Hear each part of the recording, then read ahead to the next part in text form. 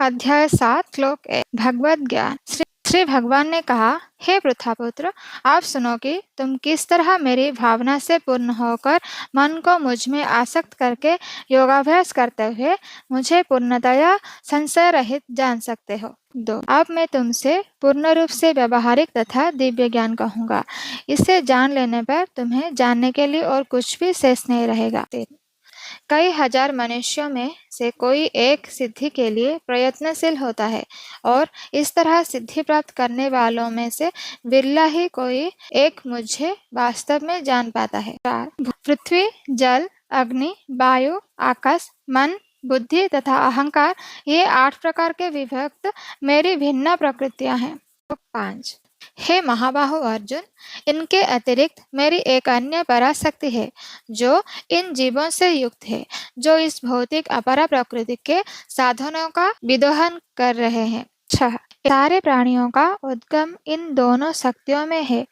इस जगत में जो कुछ भी भौतिक तथा आध्यात्मिक है, उसकी उत्पत्ति तथा प्रलय मुझे ही जानो। 7 हे धनंजय, मुझसे श्रेष्ठ कोई सत्य नहीं है। जिस प्रकार मोती धागे में गूंथे रहे, उसी प्रकार सब कुछ मुझ पर ही आश्रित है। 8 हे कुंतीपुत्र, मैं जल का स्वाद हूँ, सूर्य तथा चंद्रमा का प्रकाश हूँ, बौद्धिक मंत्रों में ओंकार हूँ, आकाश में ध्वनि हूँ तथा मनुष्य में सामर्थ्य हूँ। मैं पृथ्वी की आद्य सुगंध और अग्नि की उष्मा हूँ।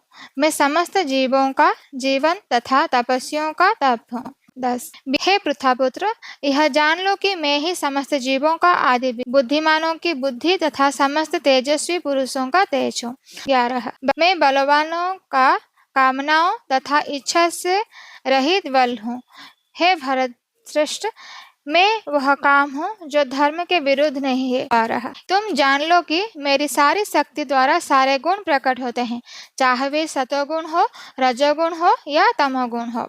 एक प्रकार से मैं सब कुछ हूँ, किंतु स्वतंत्र। मैं प्रकृति के गुणों के अधीन नहीं हूँ, अपितु वे मेरे अधीन है। 13 3 गुणों सतो, रजो तथा तमो के द्वारा मोहग्रस्त यह सारा संसार मुझ गुणातीत तथा अविनाशी को नहीं जानता। 14 प्रकृति के 3 गुणों वाली इस मेरी दैवी शक्ति को पार कर पाना कठिन है, किंतु जो मेरे शरणागत हो जाते हैं वे सरलता से इसे पार कर जाते हैं।